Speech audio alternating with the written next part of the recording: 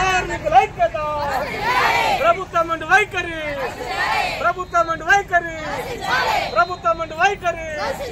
10,000 జీతాన్ని వెంటనే అమలు చేయాలి. 10,000 జీతాన్ని వెంటనే అమలు చేయాలి. 10,000 జీతాన్ని వెంటనే మధ్యాహ్న భోజన కార్మికుల సమస్యలు వెంటనే ప్రభుత్వం నుండి వైఖరి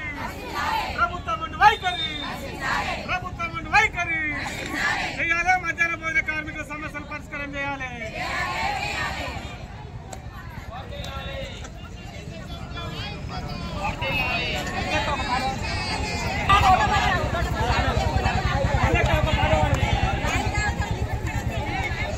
కార్మికుల సమస్యల పైన రాష్ట్ర కమిటీ పిలుపు మేరకు మధ్యాహ్న భోజన కార్మికులు ఎదుర్కొంటున్న సమస్యల మీద కలెక్టర్ కార్యాలయం ముందు ధర్నా నిర్వహిస్తా ఉన్నాం.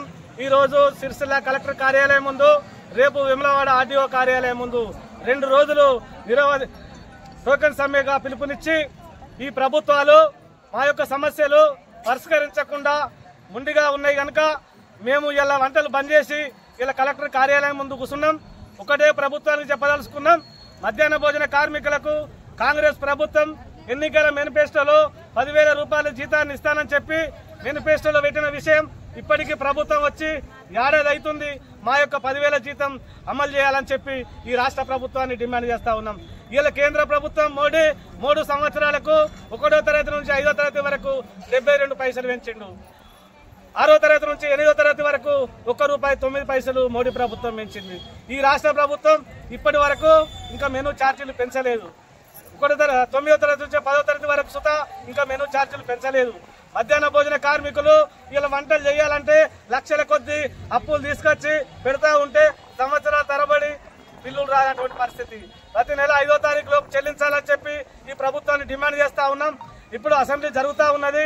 ఇలా మధ్యాహ్న భోజన కార్మికులు అనేక ఇబ్బందులతోటి ఇలా లక్షల కొద్ది అప్పులు తీసుకొచ్చి పెట్టి పిల్లలకు నాణ్యమైన తిండి పెడతా ఉన్నా కానీ ఈ ప్రభుత్వాలు మా యొక్క మెను పెంచక 3 సంవత్సరాల తర్వాత 72 పైసలు పెంచిండ్రు.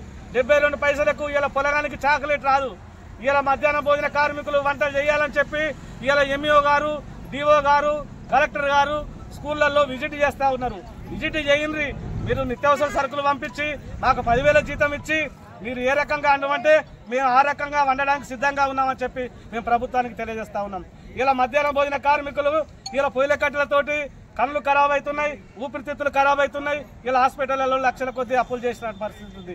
ఇలా ప్రభుత్వం ఇలా మధ్యాహ్న భోజన కార్మికులకు రావాల్సినటువంటి పెండింగ్ బిల్లులు ప్రతి నెల 5వ తారీఖులోపు చెల్లించాలని మేము డిమాండ్ చేస్తా ఉన్నాం.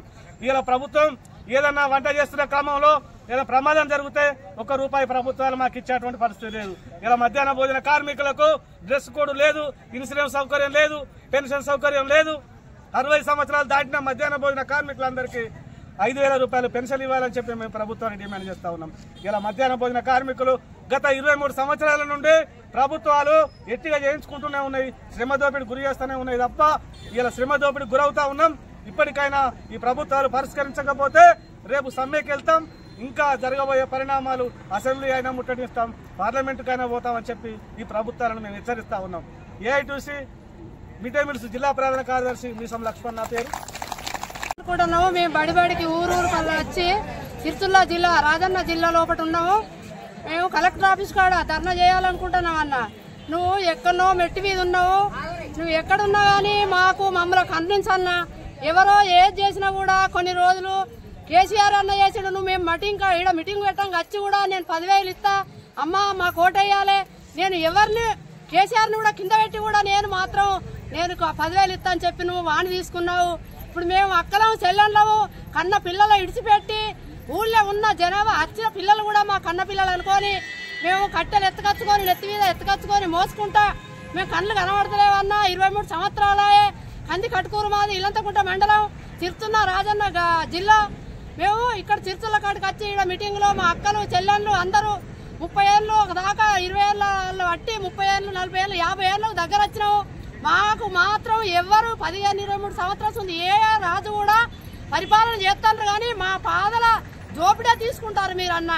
ఇప్పటికి మాత్రం నువ్వు మాట తప్పద్దన్నా, నువ్వు ఎక్కడున్నావో కానీ నీ ఇంటి ముంగట సేవ చేసే వాళ్ళకు కూడా 20,000 జీతం ఇస్తాను. నిన్న నువ్వు ఒక్క సంవత్సరం ఎక్కి నీ చుట్టూ కూడా జీతగల పెట్టుకున్న 20,000 జీతం ఇస్తాను అన్న.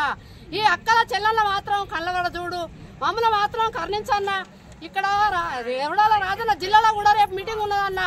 నువ్వు మాత్రం కరుణించపోతే మేము వంటలు చేయమన్నా. ఎవరు వచ్చి ఊరూరు సార్లు ఊరికొక్కరు వచ్చిండ్రు అన్న. మమ్మల్ని అయ్యల్లా పొయ్యిలో నీళ్ళు పోయకుండా ఎత్తేసి పలకొట్టకుండా ఇంకొకరు తీసుకొచ్చి అంట చేస్తా అంటారు అన్న. మీకెంత అధికారం ఉన్నదో, మేము 23 ఏళ్ళ ఉంది అధికారం లేకుండా మీరు ఒక్కటి గుర్తింపు కారట ఇవ్వకుండా కూడా మాకు అధికారం ఉన్నదని మా పిల్లలని మేము అంట చేస్తున్నాం అన్న. మా పిల్లలు వచ్చి ఏడుతుంటే కూడా వాళ్ళ కోతులు ఊరూరు కోతులు వచ్చి ఎంబడి పడితే కూడా ఇళ్లలో దోలతున్నాం అన్న. మాకు పొద్దుగాల బట్టి ఒక 300 మంది ఉండే అసంటోళ్ళు ఇప్పుడు 50 మందికి వచ్చిండ్రన్న. ఈ 50 మంది వచ్చిన వరకన్నా మాకు 10,000 జీతం వస్తుంది కావచ్చు, మా అన్న రేవంత్ అన్న పంపుతాడు కావచ్చు, కేసీఆర్ అన్న ఇవ్వకున్నా వేరే వాళ్ళు ఇవ్వకున్నా ఈ అల్ల మాత్రం రేవంత్ అన్న నమ్ముకొని మాత్రం గెలిపించినావన్న.